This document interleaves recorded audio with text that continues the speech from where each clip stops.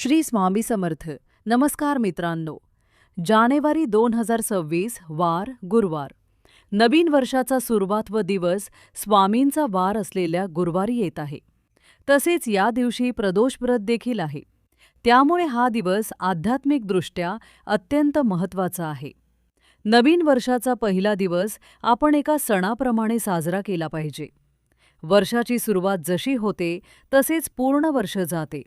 म्हणून या दिवशी स्वामी समर्थांची विशेष सेवा करून त्यांचे आशीर्वाद मिळवा. संपूर्ण वर्ष सुखाचे, समृद्धीचे आणि भरभराटीचे जावे, यासाठी या दिवशी स्वामींची सेवा आणि त्यांचा आवडीचा नैवेद्य दाखवणे अत्यंत फलदायी ठरेल. सकारात्मक राहा. घरात कटकटी किंवा भांडणी करू नका.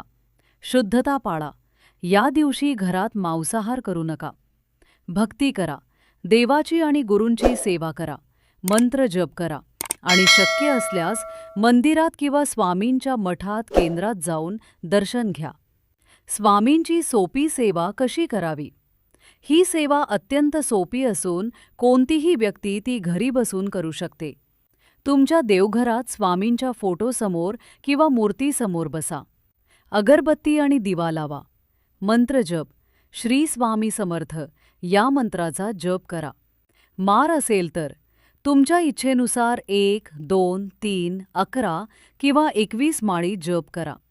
मार नसेल तर 5, 10, 20 मिनिटे किंवा अर्धा तास शांत बसून मंत्र जप बोला. ही सेवा तुम्ही सकाळी, दुपारी किंवा संध्याकाळी तुम्हाला जमेल त्या वेळेत करू शकता. नवीन वर्षात स्वामींची कृपा आणि संरक्षण मिळवण्यासाठी घरातील प्रत्येक सदस्याने कमीत कमी 1 माळ किंवा 5 मिनिटे हा जप नक्की करावा.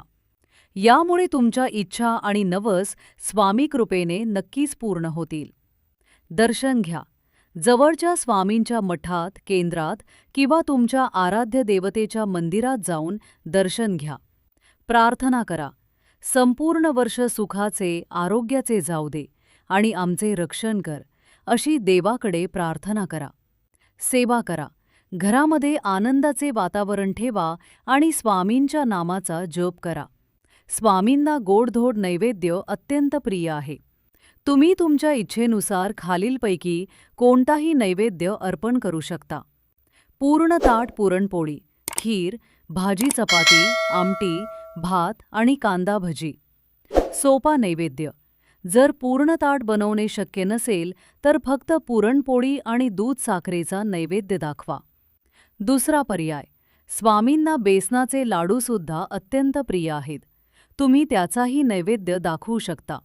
हा नैवेद्य तुम्ही सकाळी किंवा संध्याकाळी तुम्हाला जमेल त्या वेळेत दाखवू शकता. जर शक्य असेल तर मठात किंवा केंद्रात नैवेद्य घेऊन जा. अन्यथा घरातील स्वामींच्या फोटोला किंवा मूर्तीला नैवेद्य दाखवला तरी चालतो. महत्त्वाची गोष्ट म्हणजे स्वामींना नैवेद्य दाखवल्यानंतर तो स्वतः आणि कुटुंबाने प्रसाद म्हणून नक्की ग्रहण करावा. तुम्हाला ही माहिती कशी वाटली हे कमेंटमध्ये श्री स्वामी समर्थ लिहून नक्की सांगा. जर तुम्हाला हा व्हिडिओ आवडला असेल तर व्हिडिओला लाईक करा. तुमच्या मित्रपरिवारासोबत शेअर करा आणि अशाच आध्यात्मिक माहितीसाठी आपल्या चॅनलला सबस्क्राईब करायला विसरू नका. पुन्हा भेटूया पुढच्या व्हिडिओमध्ये. धन्यवाद. श्री स्वामी समर्थ.